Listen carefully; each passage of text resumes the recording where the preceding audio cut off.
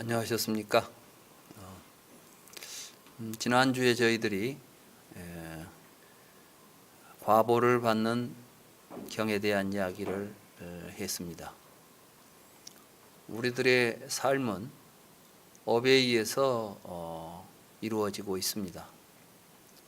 제가 자주 드리는 말씀입니다마는 부처님의 가르침의 핵심은 업보는 있으나 작자는 없다.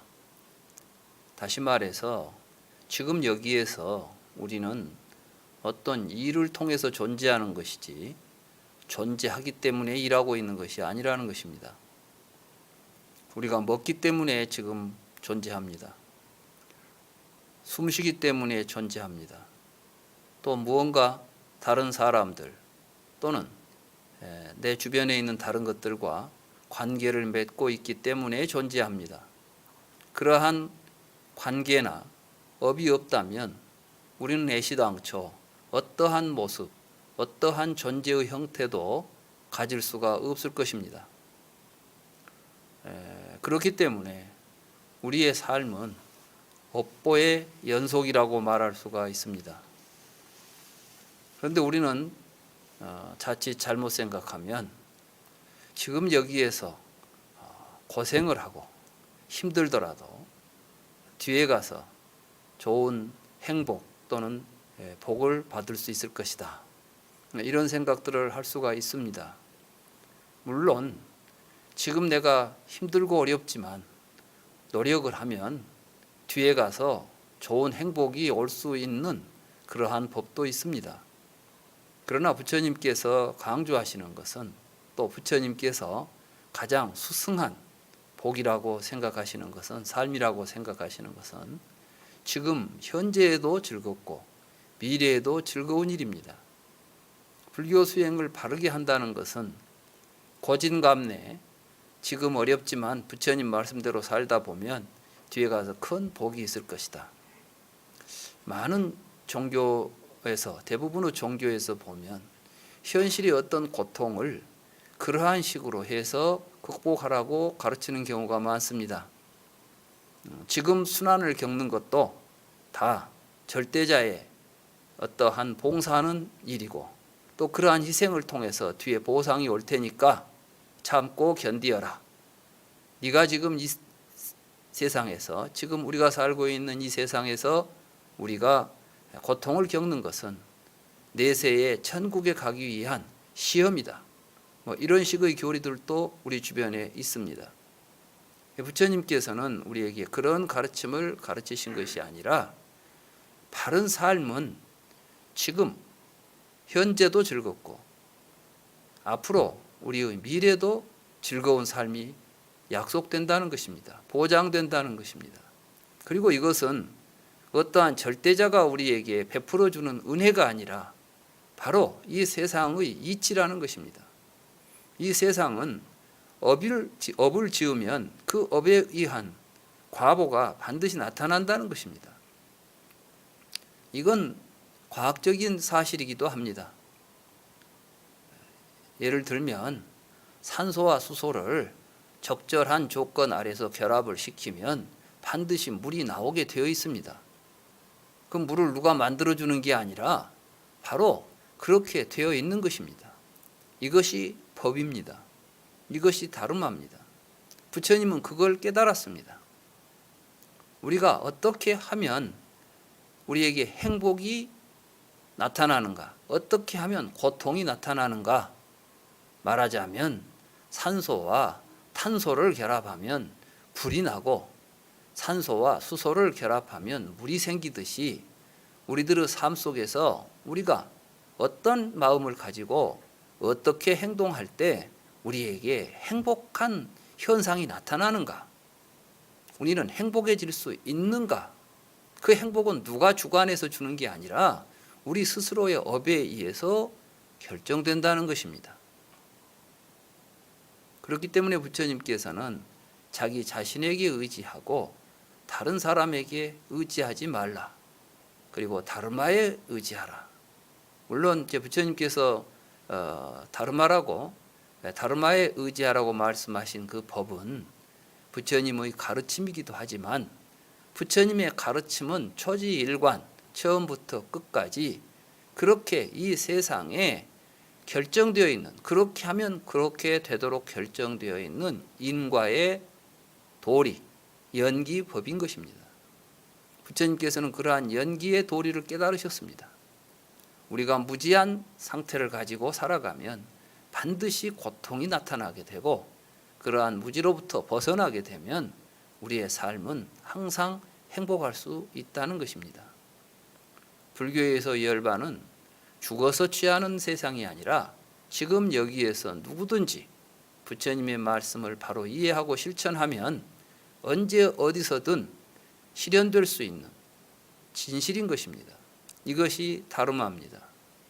거기에 근거해서 부처님께서는 비록 자기가 그 다르마에 대한 이해가 부족해서 또 그러한 다르마를 실천하면서 좀 고통스럽게 실천을 한다 할지라도 그 다르마는 내가 고통을 느끼면서 실천을 하든 즐거운 마음으로 실천을 하든 결과는 정해져 있다는 것입니다.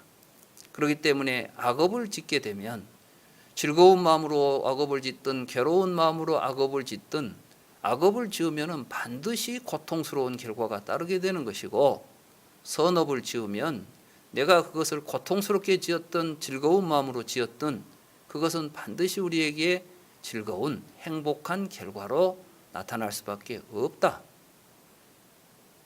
우리가 믿고 가야 될 것은 그와 같은 다르마인 것입니다. 그리고 그러한 다르마를 깨달으신 부처님에 대해서 또 부처님의 그러한 깨달음에 대한 믿음, 또 그 깨달음을 우리에게 실천하도록 말씀해 주신 그 가르침에 대한 믿음, 그리고 그것을 통해서 스스로 실천하고 그걸 체험하고 그걸 가지고 우리들의 공동체를 만들어가고 있는 상가에 대해서 우리는 깊은 믿음을 가지고 살아가야 한다. 이게 이제 불교에서 이야기하는 삼귀가 되겠습니다. 아무튼 우리는 이제 지난 시간에 그러한 부처님의 말씀을 공부했습니다. 오늘은 이어서 꼬삼비에서 설하신 경을 살펴보도록 하겠습니다. 요즘 우리 주변을 보면 우리 사회가 굉장히 많은 그 갈등이 있습니다.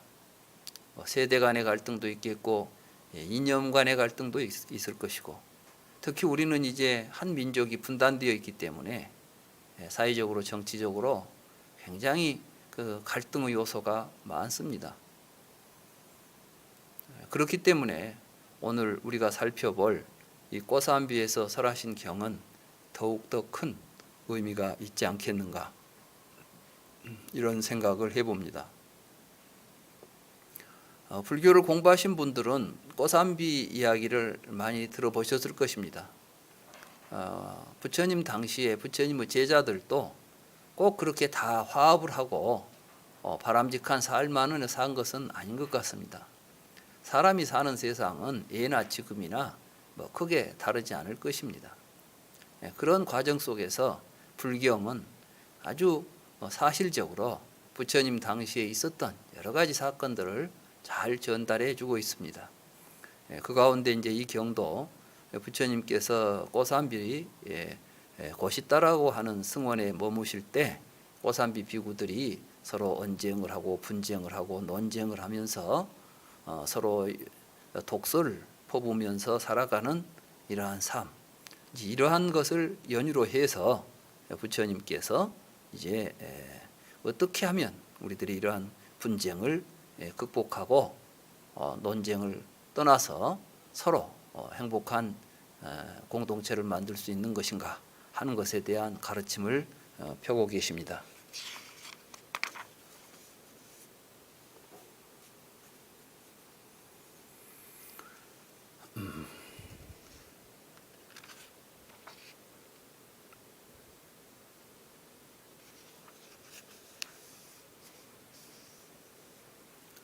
부처님께서는 부처님의 가르침을 함께 실천하고 공부하는 도반들은 함께 있을 때나 혼자 있을 때나 항상 자애로운 신구의 삼업을 행하도록 가르쳤습니다. 물론 이것은 도반들에게 대해서만이 아니라 누구에게든 우리는 혼자 있을 때나 함께 있을 때나 항상 내 주변에 있는 모든 사람들에게 자애로운 마음을 가지고 신구의 삼업을 실천해야 한다. 이게 부처님 가르침의 핵심입니다. 지난 시간에 이야기했던 현실에도 지금도 행복하고 다음에도 행복할 수 있는 건 바로 이러한 일들이죠. 그런데 이제 그렇지 못하기 때문에 사람들은 서로 갈등하고 싸우고 있지 않겠습니까? 그래서 부처님께서는 이러한 갈등을 보시고 우리들이 서로 하나로 합쳐져서 서로 화합하고 통일할 수 있는 6가지 법을 이 경에서 설하고 계십니다. 그래서 먼저 이 6가지 법에 대해서 부처님의 말씀을 같이 살펴보면서 강의를 진행하도록 하겠습니다. 374쪽의 중간쯤 보면 그러고 나서 세종께서 비구들에게 다음과 같이 말씀하셨습니다. 비구들이여 합일로 이끌고 다툼을 없애고 화합으로 이끌고 통일로 이끄는 사랑하고 존중하고 기억해야 할 6가지 법이 있다오. 그 6가지는 어떤 것인가? 비구들이여 비구들은 도반들에 대하여 함께일 때나 혼자일 때나 자애로운 신업을 행해야 한다오. 이것이 합일로 이끌고 다툼을 없애고 화합으로 이끌고 통일로 이끄는 사랑하고 존중하고 기억해야 할 법이라오. 우리가 몸으로 어떤 행동을 할 때 우리가 하는 모든 행동들이 항상 자애로운 마음을 가지고 그 사람을 사랑하는 마음을 가지고 행해야 한다, 이런 말씀입니다.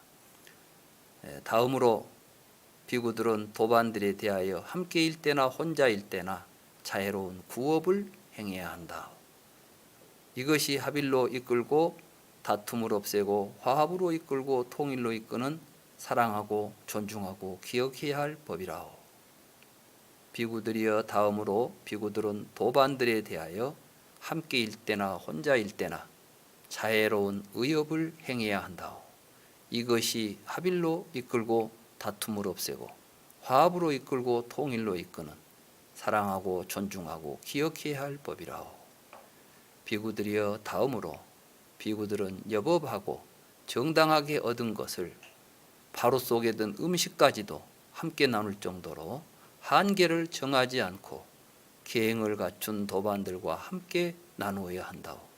이것이 합일로 이끌고 다툼을 없애고 화합으로 이끌고 통일로 이끄는 사랑하고 존중하고 기억해야 할 법이라오. 바로 속에 든 음식, 사실 이제 승가에서 스님들이 탁발을 할 때 음식을 얻어오면 기본은 각자가 자기가 얻어온 음식을 자기가 먹는 것이 가장 기본적인 일상의 도리인 것입니다. 그런데 그 마음으로는 그것까지도 함께 나누자. 이것은 거의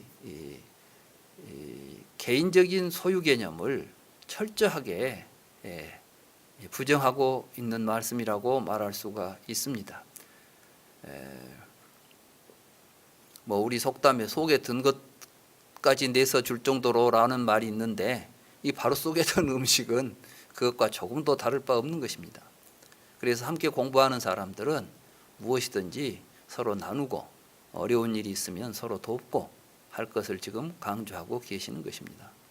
비구들이여 다음으로 비구들은 도반들과 더불어 함께일 때나 혼자일 때나 부서지지 않고 끊어지지 않고 청정무구하고 자애롭고 현자들이 칭찬하고 오염되지 않고 삼매에 도움이 되는 그런 계율에 상응하는 삶을 살아야 한다오.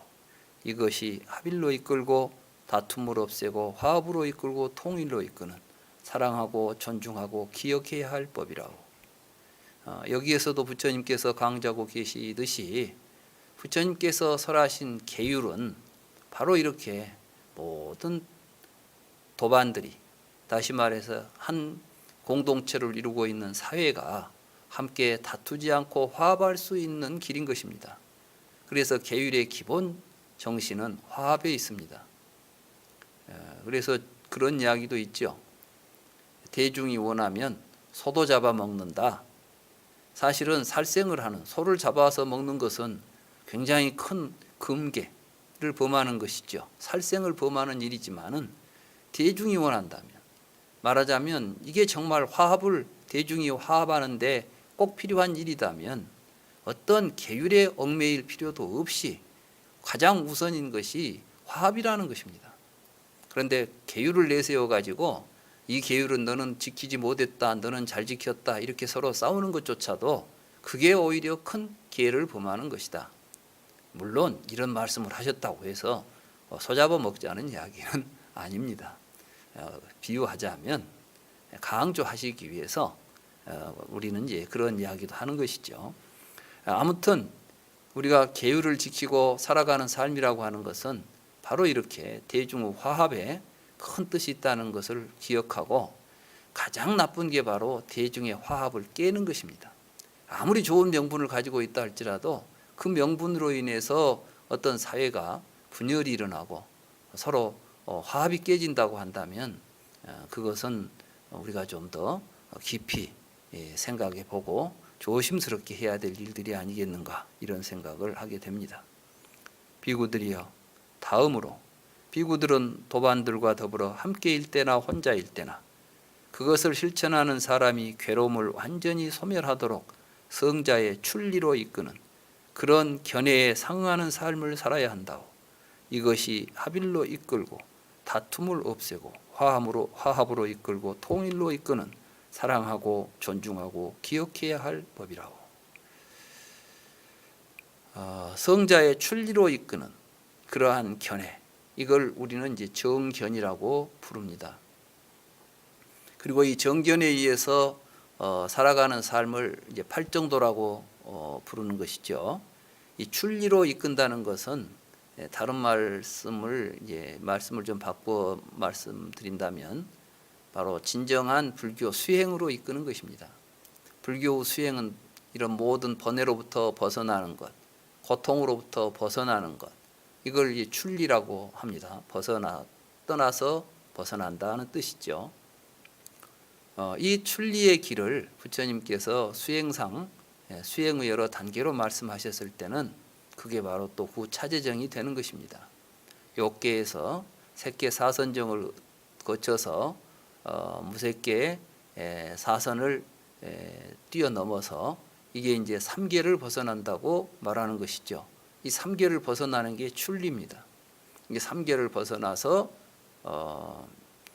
열반에 도달하는 이러한 공부의 첫 출발점이 정견이라는 것입니다. 거기에 상응하는 견해를 가져야 된다는 것이죠. 그래서 이제 정견을 갖지 못할 때 우리는 서로 분열하고 다투고 싸우게 된다, 이런 말씀이 되겠습니다. 우리가 불교를 공부하는 여러 가지 이유가 있겠습니다만은 그 중에 가장 중요한 것을 저는 이렇게 정견을 우리들이 갖도록 공부하는 것이다. 무명을 없애고 무명을 벗어난다. 그걸 다른 말로 말하면 정견을 갖게 된다, 이런 이야기가 되겠습니다. 우리도 항상 이런 부처님께서 말씀하신 이러한 그 6가지 법을 잘 기억해서 서로 화합하고 하나가 되도록 노력을 해야 하겠습니다. 그래서 부처님께서는 이제 비유하기를 첨각누각에서 가장 중요하고 포괄적이며 종합적인 것은 첨탑이듯이 이 6가지 법 가운데서 가장 중요하고 포괄적이며 종합적인 것은 그것을 실천하는 사람이 괴로움을 완전히 소멸하도록 성자의 출리로 이끄는 견해라오. 우리가 이제 첨탑 누각 여기에 이제 표현이 되어 있습니다만은 우리 한옥의 구조에서 보면 석가래들이 이렇게 가운데로 모이죠. 석가래가 가운데로 모여가지고 한 중심축을 중심으로 해서 석가래들이 이렇게 사방으로 퍼져 나가는데 그 꼭지점, 그러니까 불교 수행 또는 불자들의 삶에 있어서 가장 핵심적인 것, 모든 행의 출발점, 이걸 정견이라고 부처님께서 말씀하신 것입니다. 혹자는 이렇게 말합니다. 누군가 달라이라마 존자를 아리안 가서 뵙는 자리에서 누군가 그렇게 물었다고 그래요. 존자님은 깨달았습니까? 이렇게 물었다고 합니다. 우리는 이렇게 깨달음을 어떤 성자들이 도달하게 되는, 우리들은 전혀 도달할 수 없는 어떤 신비한 경지로 생각하는 경우들이 많습니다. 아마 그 질문을 하신 분도 당신은 깨달아서 어떤 신통력을 가지고 있습니까? 뭐 이러한 의미로 물었겠죠. 존자께서는 조용히 그냥 미소만 지었다고 합니다. 우리가 깨닫고자 하는 것은 자신의 무지인 것입니다. 자신의 무지를 깨닫는다고 하는 것은 다른 말로 말하면 바로 정견을 얻는 것입니다. 그러니까 불교에서 깨달음을 얻자고 할 때 무엇을 깨닫자고 할 것인가? 내가 지금까지 가지고 있었던 잘못된 생각을 깨닫는 것입니다. 그리고 그것을 버리고 바른 생각으로 우리의 생각을 바꾸는 것입니다. 불교 공부는 이렇게 출발점이 바른 생각으로 자신의 생각을 바꾸어내는 데서 모든 수행이 시작된다는 의미에서 첨탑의 꼭지점이라고 부처님께서 말씀하신 것입니다. 그러면 무엇이 그러한 바른 견해인가?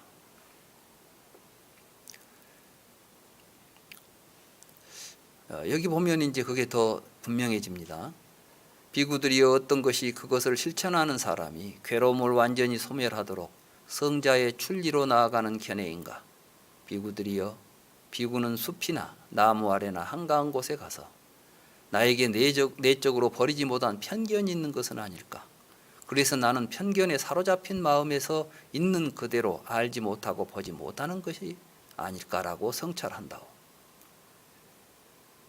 만약에 비구가 욕탐에 의한 편견이 있다면 그것이 바로 편견에 사로잡힌 마음이라오. 만약 비구가 악의에 의한 편견이 있다면 그것이 바로 편견에 사로잡힌 마음이라오. 타성과 나태에 의한 편견이 있다면 그것이 바로 편견에 사로잡힌 마음이라오. 불안과 후회에 의한 편견이 있다면 그것이 바로 편견에 사로잡힌 마음이라오. 의욕에 의한 편견이 있다면 그것이 바로 편견에 사로잡힌 마음이라오. 비구들이여, 만약에 비구가 이 세간에 대한 생각을 추구한다면 그것이 바로 편견에 사로잡힌 마음이라오. 만약에 비구가 저 세간에 대한 생각을 추구한다면 이것이 바로 편견에 사로잡힌 마음이라오.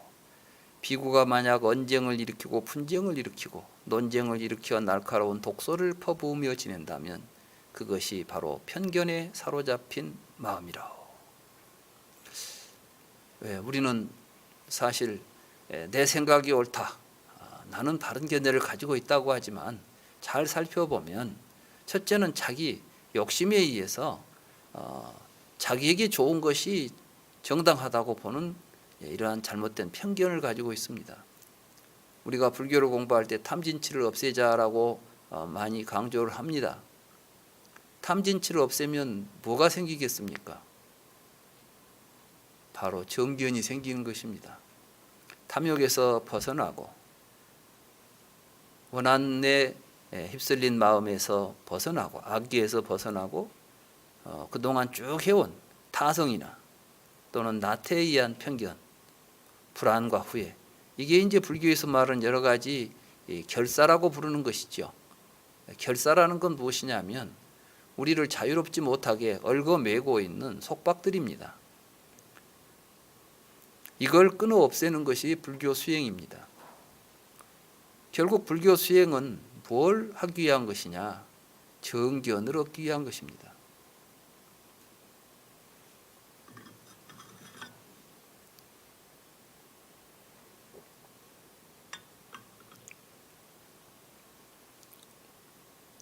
우리 주변에 이제 선종 참선하시는 분들 가운데 이제 간화선이라고 있죠.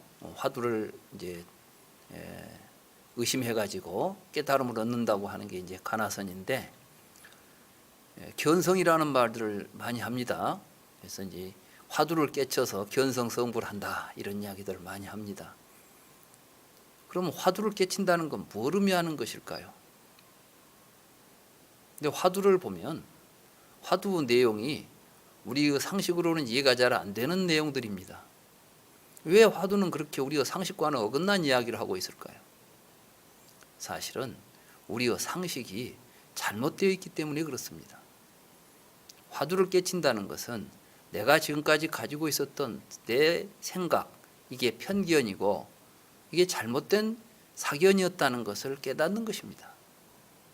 그래서 화두를 깨달아서 견성성불을 한다는 것은 바로 이렇게 정견을 얻어가지고 정견에 의한 수행을 통해서, 삶을 통해서 부처님과 같은 삶을 살 수 있게 된다는 것을 의미하는 것이지, 화두만 깨치면 그때 당장 사람이 변해가지고 중생이 부처가 되고 이런 이야기를 하는 건 아닌 것입니다.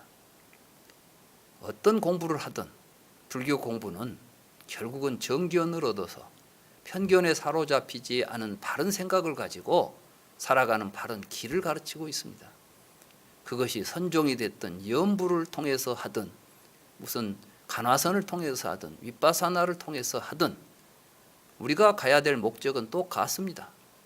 그걸 가지고 이게 좋다 저게 좋다고 따질 일이 아닙니다. 중요한 것은 정견에 도달하느냐 못하느냐의 문제인 것이지, 정견에 도달하는 방법이 뭐가 좋냐는 것은 사실은 결코 중요한 게 아닌 것입니다. 그런데 우리는 지금 그런 목적은 어디에 두어버리고 그 방법을 가지고 서로 종파가 되고 서로 욕탐이 생겨가지고 서로 분쟁을 일으키는 경우들이 왕왕 있습니다. 그래서 간화선이 좋다, 윗바사나가 좋다, 내가 하고 있는 것이 좋으니까 네가 하고 있는 건 잘못된 거다, 이런 식의 갈등은 결국은 이러한 부처님의 가르침을 보지 못하고 이해하지 못해서 나타난 현상들이 아니겠는가, 이런 생각을 해봅니다.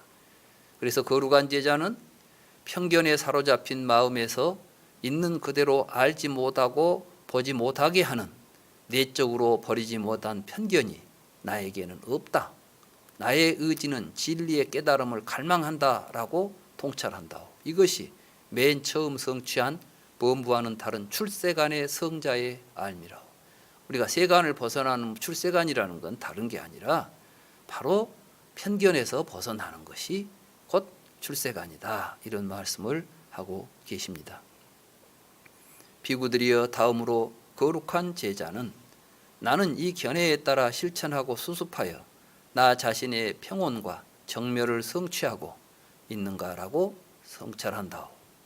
그는 나는 이 견해에 따라 실천하고 수습하여 나 자신의 평온과 정멸을 성취하고 있다라고 통찰한다. 이것이 두 번째로 성취한 범부와 다른 출세간의 성자의 알미라오.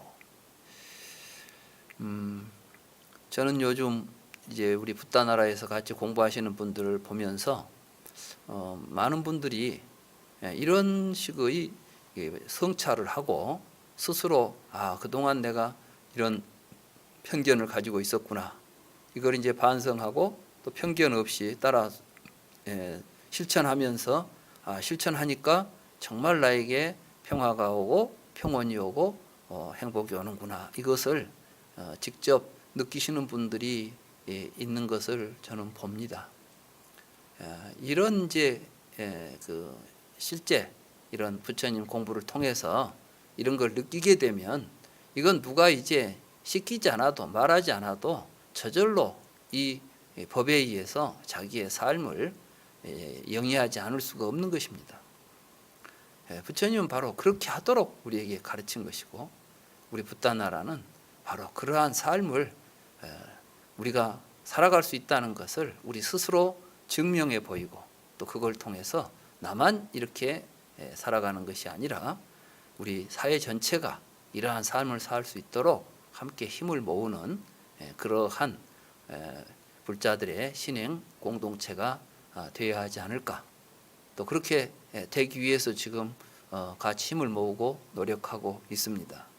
저는 저희들이 부처님의 가르침대로 이렇게 잘 실천하면 반드시 우리들이 원하는 그러한 사회, 또 그러한 부처님의 세상 반드시 실현될 것이다 라고 저는 믿어 의심치 않습니다.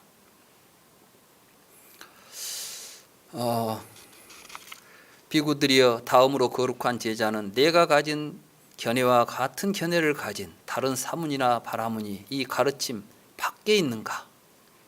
불교 이외에 다른 데서도 이러한 바른 정견을 가르치는 가르침이 있는가라고 성찰한다. 그는 내가 가진 견해와 같은 견해를 가진 다른 사문이나 바라문이 이 가르침 밖에는 없다라고 통찰한다. 이것이 세 번째로 성취한 범부와는 다른 출세간의 성자의 알미라오. 그냥 하기 쉬운 이야기로 종교는 다 똑같은 것입니다. 어떤 종교든 바르게 믿으면 다 좋지요. 이렇게 말하는 경우가 있습니다. 물론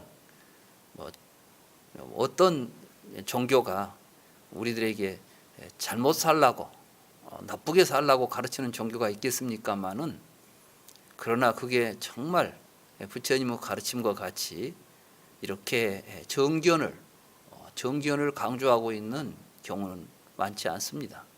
대개 보면 많은 종교는 우리들이 갖게 되는 정견을 강조하는 것이 아니라 절대자에 대한 맹목적인 신앙을 강조합니다. 우리는 이제 기독교 성경에서 보면 아담과 헤아가 낙원에서 이제 에덴 동산에서 쫓겨나죠. 그 쫓겨난 게 바로 지혜의 열매를 먹었기 때문입니다. 지혜의 열매가 뭡니까? 바른 생각, 자기 견해를 바르게 세울 수 있는 게 지혜입니다. 그런데 그 지혜로운 열매를, 지혜를 가져다 주는 열매를 먹었기 때문에 낙원에서 쫓겨난다는 것은 사실은 그 종교의 본질이 우리들에게 바른 지혜보다는 무지몽매한 상태에서 맹목적인 복종만을 강조하고 있다는 것을 알 수가 있습니다. 세상의 모든 종교가 스스로 밝아지기를 가르치는 그러한 종교는 제가 알기로는 거의 없습니다. 부처님만이 자기 스스로에게 의지하라고 말씀하셨습니다.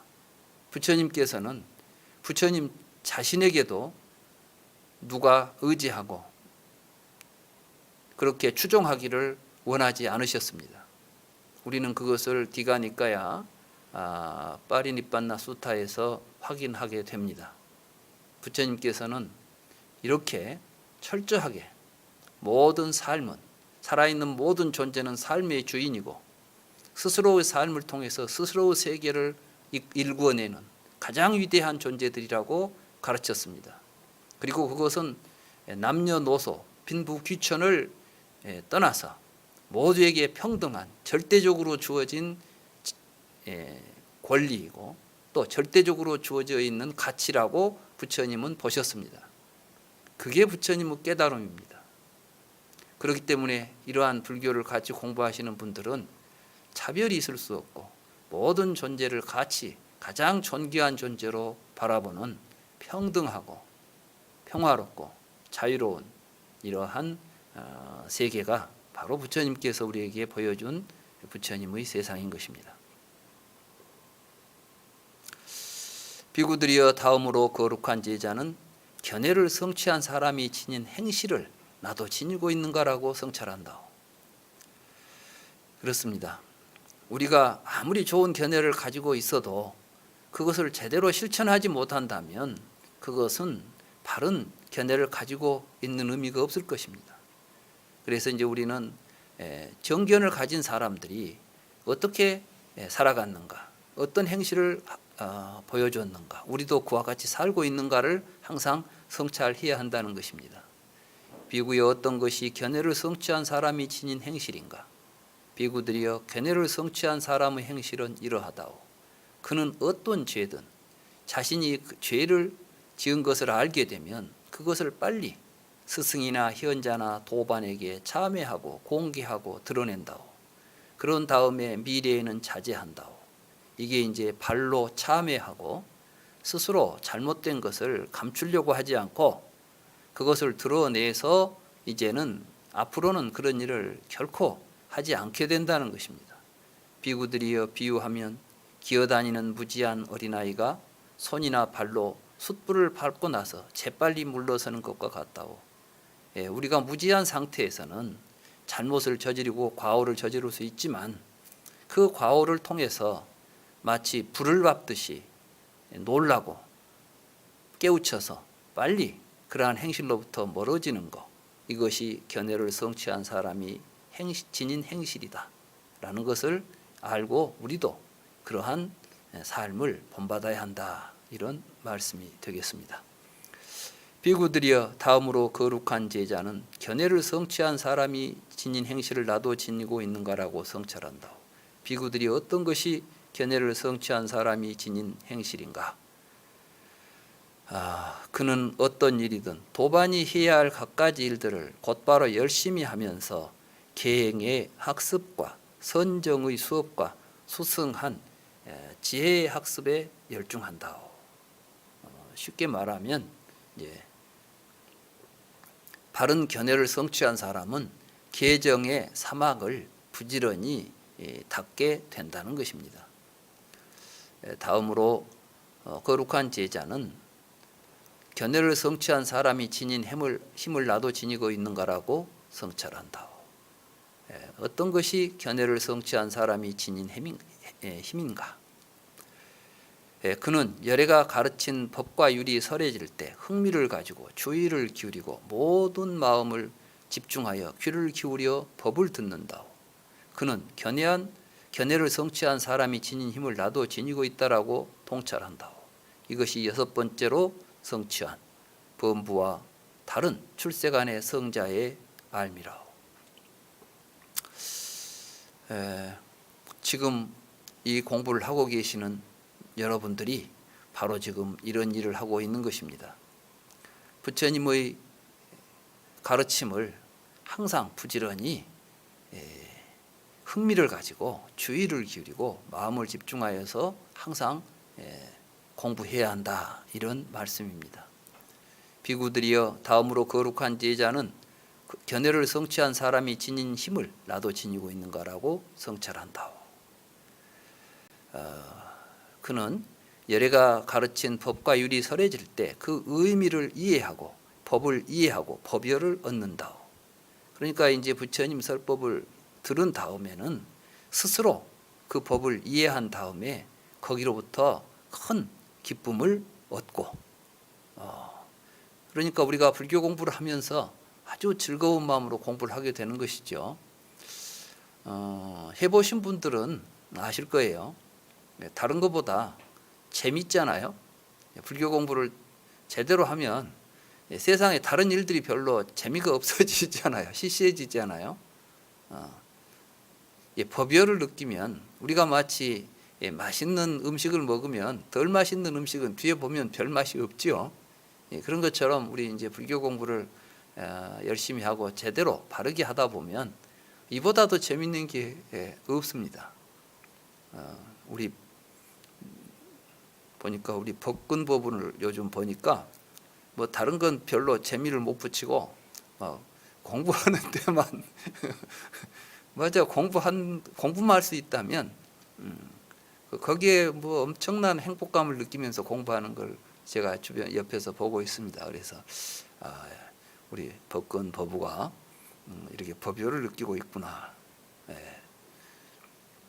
그뿐이 아닙니다. 지금 제가 우리 지금 같이 공부하시는 분들이 몇 년째 이렇게 공부하시는 분들을 보면 법근 법우는 제가 예로 들었던 것이고 그에 못지않게 모두들 다 이렇게 열심히 즐거운 마음을 가지고 심지어 뭐 어디 뭐 동해에서도 공부하러 오시죠. 광주에 가면 뭐 전주에서 뭐 함양에서 진주에서 거리 뭐 몇십 킬로 몇백 킬로 떨어진 곳에서도 뭘 다 하지 않고 공부하기 위해서 모여서 공부하고 열심히 하시는 것을 보면 여기에 나온 이런 여러 가르침들을 우리들은 잘 실천하고 있구나. 그래서 우리 붓다나라가 지금 공부를 시작한 지가 꽤 됩니다. 뭐 서울에서 시작한 지가 이제 6, 7년 되어가고 광주서부터 한다면 10년이 넘게 되겠는데 그 기간 동안 우리 공부하시는 분들이 아직 서로 불화하고 반목하고 하는 경우를 본 적이 없습니다. 이런 걸 보면서도 역시 이 경전의 말씀이 거짓이 아니구나, 진실이구나 하는 것을 거듭 느끼게 됩니다.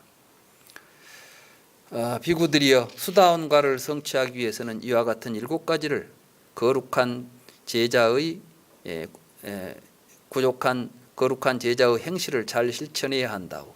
비구들이여, 이와 같은 7가지를 부족한 거룩한 제자는 수다원과를 성취한 사람이라고. 수다원과라는 게, 수다원과를 성취하면 무슨 신통방통한 신통력이 생기는 게 아니라 바로 지금 이런 공부를 하게 되면 반드시 깨달아서 부처님과 같은 깨달음을 성취한 그러한 삶을 살게 된다는, 열반을 성취하게 된다는 말씀입니다. 제가 볼 때 우리 붓다나라에서 공부하시는 여러분들은 이미 수다원과는 다 성취하신 분들이 아닌가 이렇게 생각을 합니다. 그리고 또 스스로 자신을 그렇게 평가하십시오. 누가 해주는 게 아닙니다. 불교에서는 자증법 아닙니까? 스스로 내가 정말 이렇게 공부하고 있다고 한다면 이제 스스로 나는 이 공부를 시작해서 이제는 절대 딴 길로 가지 않을 것이다. 오로지 부처님의 가르침에 따라서 불도를 향해서 갈 것이고, 이렇게 가다 보면 나도 이제 아라한과에 도달하게 될 것이다. 다시 말해서 모든 번뇌가 소멸한 열반의 삶을 살 수 있게 된다라는 확신을 가지고 공부를 하시라고 이 경을 설하신 것이라고 저는 생각을 합니다. 모든 반목과 불화는 편견에서 비롯됩니다. 이 편견은 근본이 탐진치입니다. 자기 욕심대로 우리들이 보면 부처님께서 전에 하신 어떤 경전에 보면은 이 욕망이 척도가 된다고 말씀하셨습니다. 우리들은 뭘 기준을 정할 때 우리 마치 기준이 객관적인 기준이 있는 것처럼 생각합니다마는 사람들이 가지고 있는 기준을 보면 전부 자기 욕망이나 자기 어떤 감정이나 또는 어떤 과거의 어떤 잘못된 경험들, 이런 것들이 다 기준이 돼가지고 마치 그것이 정당한 것처럼 주장을 합니다. 그러니까 서로 다른 기준을 가지고 정당성을 주장하니까 결국은 다투지 않을 수가 없는 것입니다. 모두들 다 정이라고 이야기합니다. 어떤 사람이 나는 불이라고 생각해서 자기가 스스로 자기가 잘못된 견해라는 것을 인정하면서 다투는 경우는 거의 없습니다.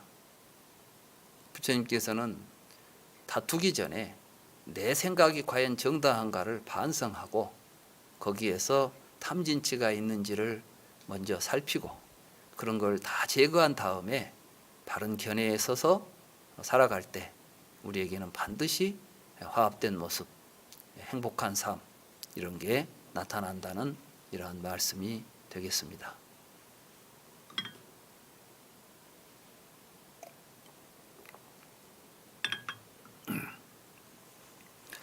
이어서 제29경 지왁가에게 설하신 경을 살펴보겠습니다.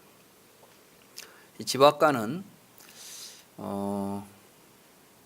한문 경전에는 기바라고 알려진 인물입니다. 지왁가 꼬마라 아바짜 이분은 부처님 당시에 아주 유명한 의사입니다. 거기 이제 해제에 제가 잠깐 소개했습니다마는 사문과경에도 등장하는 인물이죠. 보통 이제 지화가 우리 수명, 생명, 수명을 이야기하기 때문에 또 꼬마라바자가 꾸마라라는 건 이제 어린애란 뜻이죠. 동자란 뜻이죠. 이걸 이제 빨리어로는 꼬마라라고 발음을 하게 되죠. 그래서 꼬마라바자를 이제 동자 이렇게 번역해 가지고 한역에서는 수명동자 이렇게 또 번역들을 합니다. 또는 그대로 음역을 해 가지고 기바 이렇게 번역도 하고 이 지화가는 라자가 왕사성에 살고 있던 기녀인 살라와띠의 아들로 태어났는데 아마 어떤 사연에서인지 그 기녀가 아들을 낳아서 버리니까 빈비사라 왕의 아들인 아바야 태자가 왕자가 발견해 가지고 양육을 했다고 합니다.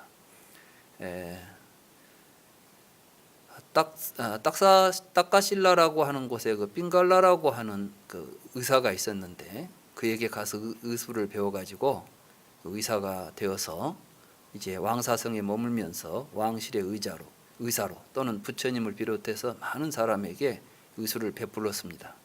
그래서 이제 이 왕자가 양육을 했기 때문에 이 지화가도 결국은 그 왕족의 말하자면 양자가 된 것이죠. 아무튼 그는 이제 뒤에 부처님에게 귀해 가지고 자신의 큰 그 동산 망고 숲을 승단에 기증을 했습니다. 그게 이제 바로 이 경의 무대가 이제 되는데 이 경에는 지화가가 부처님에게 귀의하게 된 인연을 적고 있습니다.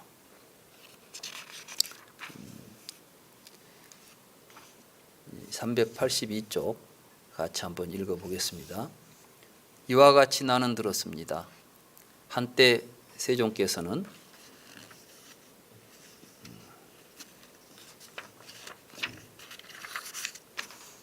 라자가에서 지화가 꼬마라바자의 망고숲에 머무셨습니다.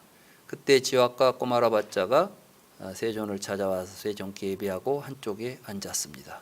한쪽에 앉은 지화가 꼬마라바자가 세존께 말씀드렸습니다. 세존이시여, 저는 삼은 고따마는 사람들이 삼은 고따마를 위하여 죽인 짐승의 고기를 그것이 자신을 위해서 죽인 것인 줄을 알고도 먹는다라는 말을 들었습니다. 세존이시여, 세존께서는 이런 말을 하는 사람들은 세존을 거짓말로 비방하는 것인가요? 사실을 가지고 있는 그대로 이야기한 것인가요? 누구든지 이런 말을 하는 사람은 비난을 마땅히 비난을 받아야 하지 않을까요? 요즘도 이제 뭐 고기 먹는 문제가 자주 등장하지요. 얼마 전에 어디 보니까 누가 뭐 부처님은 돼지고기를 드시고 마지막에 탈이 나서 열반하셨다 이런 이야기를 하더라고요. 근데 제가 이제 얼마 전에 우리 포교원에서 불교 성전을 요즘 내기로 했는데 아마 그 불교 성전에 이제 부처님 마지막 열반하신 부분을 이제 부처님 생애 부분에 넣었는데 거기에도 보니까 부드러운 돼지고기 요리를 춘다가 만들어서 부처님에게 올렸다 이렇게 기술이 돼 있어요. 그래 이제 보니까 빨리어를 이제 번역하는 과정에 그게 이제 부드러운 돼지고기라고 번역을 하는데 돼지고기라는 말하고 돼지라는 말하고 부드럽다는 말이 합성된 말이에요. 부드러운 돼지고기로 번역한 말이. 그래서 예로부터 이제 이게 과연 뭐냐 이걸 가지고 사실 논란이 많이 있었습니다. 저는 이제 한문으로 번역된 아함경에 이제 반유원경이 있지 않습니까? 그리고 반유원경에 이제 그 부분을 보니까 전단수이 버섯이라고 돼 있어요. 전단수. 우리가 소나무에서 난 버섯을 송이버섯이라고 하듯이 전단수에서 나오는 버섯을 전단수이라고 합니다. 이자가 이 이 버섯 이자를 쓰지요. 그래서 이제 전단수이 버섯이라고 번역을 했어요. 제가 이제 또 이 도대체 이 전단수이 버섯 또는 이 돼지 이름이 들어간 버섯이 도대체 돼지라는 말이 들어간 버섯이 도대체 무슨 버섯인가 보니까 이 버섯이 귀해 가지고 눈에 잘 보이지 않는답니다. 그러면 이제 이 버섯을 찾기 위해서 버섯을 채취하는 사람들이 돼지를 데리고 다닌대요. 돼지는 개보다 코가 몇십 배 더 후각이 발달되어 있답니다. 그래서 냄새를 기가 막히게 잘 맡는데요. 근데다 이 돼지가 또 이 버섯을 좋아한답니다. 그러니까 멧돼지들은 이제 알고 그 찾아 먹겠죠. 그래서 그 돼지가 보는 부드러운 버섯, 그래서 이제 전단 그 버섯이 돼지라는 이름이 들어갔다. 이런 이제 이야기도 있어요. 근데 이 경하고 이제 왜 갑자기 이 경의 이야기를 부처님 열반하실 때 고기 드신 것하고 연결을 시키냐 하면은 부처님께서는 자신을 위해서 죽인 고기는 먹어서는 안 된다라고 말씀하셨어요. 누가 나를 위해서 돼지를 잡아가지고 나를 초대했습니다. 부처님을 초대하면서 부처님, 제가 오늘 돼지 한 마리 부처님을 공양하기 위해서 제가 한 마리 잡았습니다. 그걸 지금 먹었다는 이야기 아니에요. 부처님께서 드셨다는 이야기 아니에요. 춘다가 돼지고기 요리를 해가지고 부처님을 위해서 돼지를 요리했다. 그 말은 뭡니까? 돼지를 잡아야 요리가 되지. 그냥 요리가 되겠습니까? 그러면은 부처님을 위해서 잡은 고기를 부처님이 드셨다면 지금 이 이야기는 그런다는 이야기 아니에요. 그러니까 부처님께서 그건 사실이 아니라고 말씀하셨잖아요. 율장에도 비구들이 고기를 먹을 수는 있어요. 왜냐하면 음식이니까. 어디 집에 갔더니 그 집에서 돼지고기 요리를 음식을 해서 먹다가 스님이 오시니까 공양을 올렸어요. 이런 고기는 뭐 받아야 되겠습니까? 안 받아야 되겠습니까? 나는 고기를 안 먹습니다. 그러니까 그거 말고 다른 음식 주세요. 이렇게 하는 것이 옳겠습니까? 그들이 어떤 음식이든 먹은 음식을 스님을 위해서 또는 부처님을 위해서 직접 요리한 게 아니고 그냥 먹던 음식이니까 음식으로서 수용하는 것을 부처님께서는 허락하신 것입니다. 그런데 마치 부처님 열반이 부처님을 위해서 잡은 돼지고기를 먹고 부처님이 그로 인해서 탈을 일으켜서 열반에 드셨다. 이런 이야기는 율장과도 어긋나고 부처님의 일상적인 삶과도 전혀 부합되지 않습니다. 그걸 안다면 그렇게 번역을 해서는 안 되죠. 그래서 이제 돼지고기를 드시고 열반에 드셨다 이렇게 아니라 이제 저는 그래서 제가 번역한 디가니까야 파리니빠나 수타에서는 이제 그 부분을 한역을 참고해 가지고 전단수이 버섯 요리를 드시고 이제 아마 부처님께서는 그 음식이 뭔가 상했다는 것을 아셨는지 이 음식은 다른 사람에게는 절대 주지 마라 하고 그리고 이 음식은 땅에 묻어버려라 이렇게 말씀하시고 다른 비구들은 그 음식을 취하지 않게 되었다. 이런 이제 사연이 그 파리니빠나 수타에 등장합니다. 그래 여기는 이제 부처님께서는 어떻게 그 모든 생명을 이제 사랑하지만 근데 또 살생이라는 문제에 대해서도 상당히 우리들이 좀 갈등을 겪는 경우가 있습니다.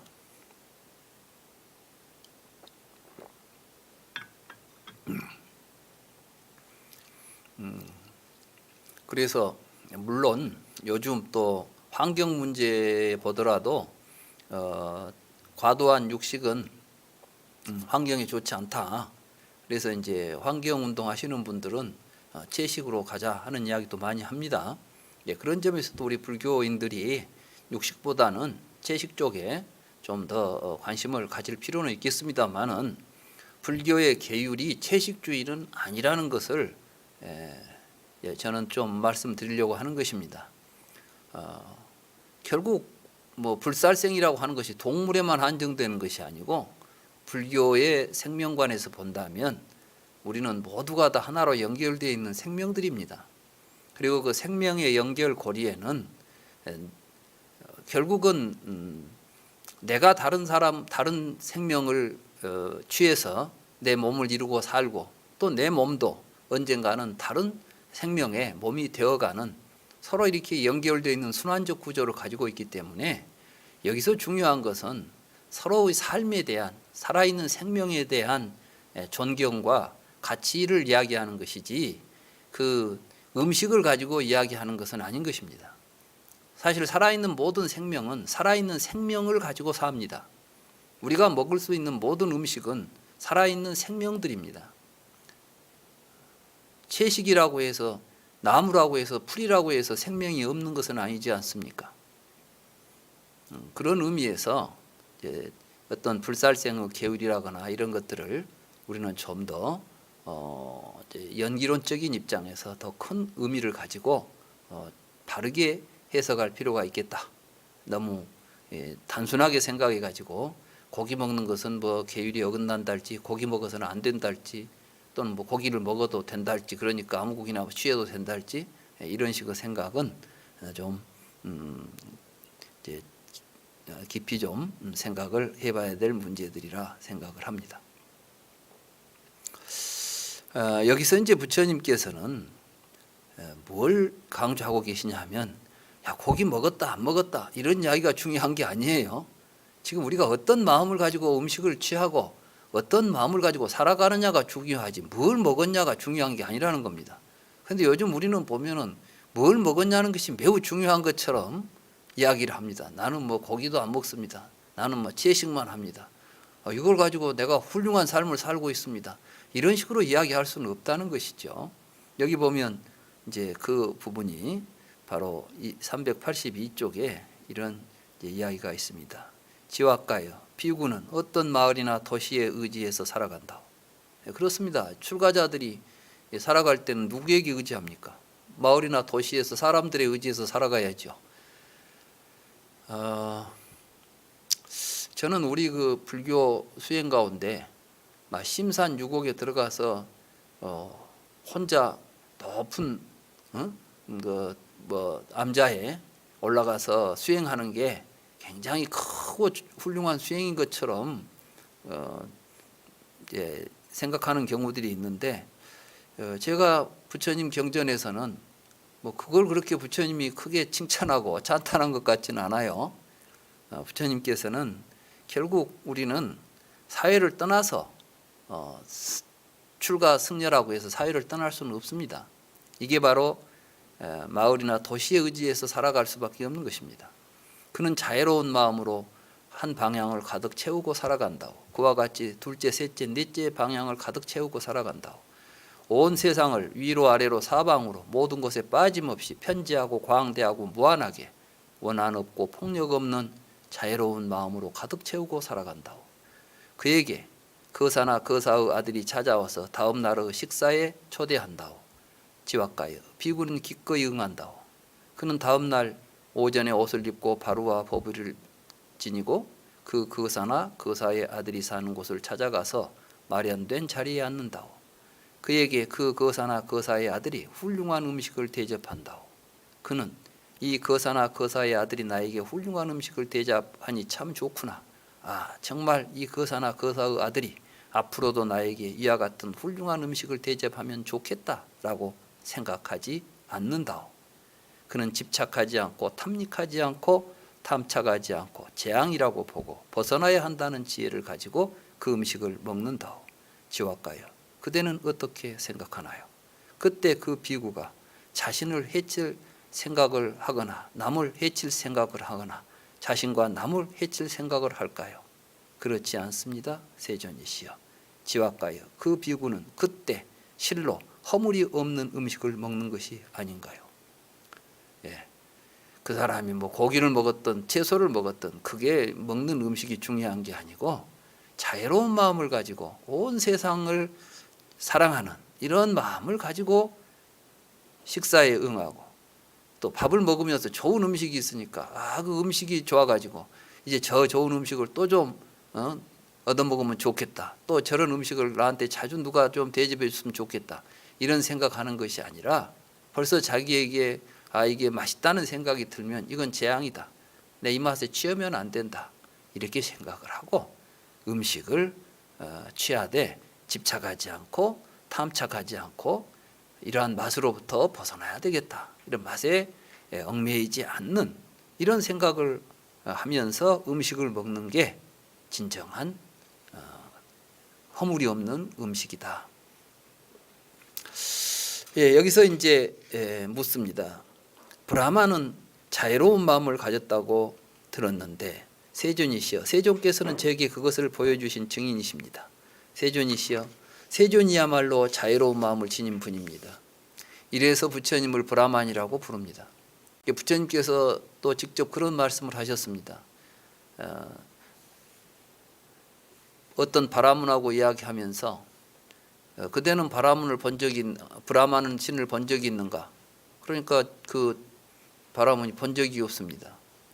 본 적도 없이 왜 브라만에 대해서 어떻게 이야기를 할 수 있는가? 그러면서 이제 부처님께서 나는 브라만을 본다 이렇게 말씀하셔요. 브라만을 어떻게 봅니까?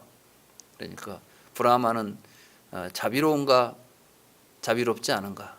부처님은 브라만은 자비로운 분입니다. 누가 브라만이에요? 브라만이라는 존재가 있어갖고 자비로운 일을 합니까? 자비로운 일을 하면 브라만이라고 불립니까? 부처님은 항상 그걸 강조하십니다. 그러니까 우리 불경 속에 어떤 천신들이 나온다고 해서 그 천신들이 객관적으로 존재하는 어떤 천신이라고 생각하기보다는 신처럼 살아가면 신인 거예요. 신 같은 생각을 가지고 살면 신이지 신이라는 존재가 따로 있지 않습니다. 여기서 이제 부처님께서는 바로 지와가여 참으로 탐욕과 분노와 어리석음 때문에 악의가 있을 것이요 열에는 그 탐욕, 그 분노, 그 어리석음을 버리고 근절하고 단절하고 없앴으며 미래에는 일으키지 않는다오. 지와가여 만약 그대의 말이 이것에 관한 것이라면 나는 그대의 말을 인정하겠소. 그러니까 부처님이야말로 브라만입니다 이렇게 말하니까 그래, 그 브라만이라는 말의 의미가 탐진치가 사라져서 악의가 없이 모든 존재들에게 자애로울 수 있으면 그걸 브라만이라고 한다면 그건 나도 인정하겠다 이런 제 말씀이 되겠습니다. 그래서 결국은 자비희사 사무량심을 이게 이제 이걸 보고 이제 브라만이라고 불러요. 브라만. 그러니까 불교에서는 브라만이 다른 걸 의미하는 것이 아니라 자비희사에 상응하는 그러한 마음이다. 이렇게 이제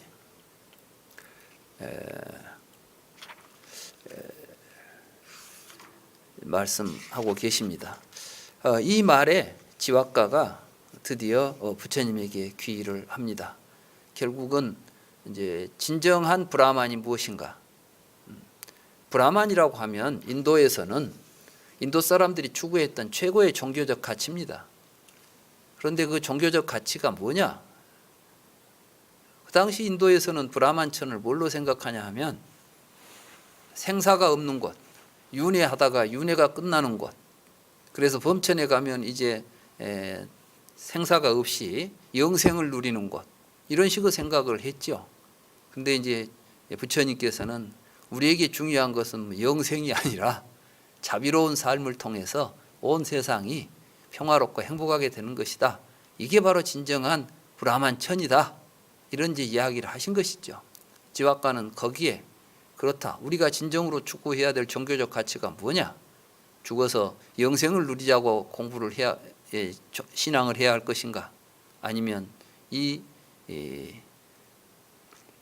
올바른 우리의 마음을 개발해서 그래서 자비롭고 자비이사에 충만한 세상을 만들어가는 것이 진정한 종교의 목적인가?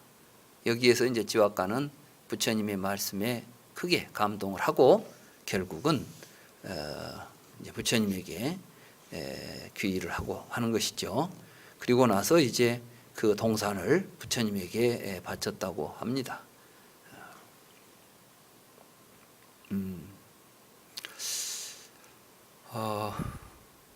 우선 이제 두 개의 경을 살폈으니까 잠시 오늘은 좀 일찍 휴식을 좀 취하고 또 이어서 다음 경들을 몇 개 이어서 살펴보도록 하겠습니다.